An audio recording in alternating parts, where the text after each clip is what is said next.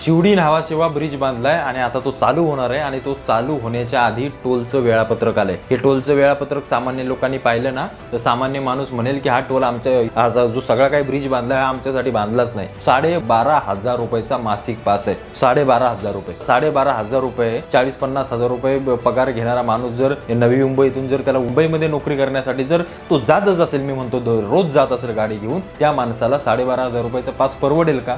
म्हणजे सर्वसामान्यांसाठी कुठली गोष्टी तुम्ही आणणार आहात की नाही आणणार आहात?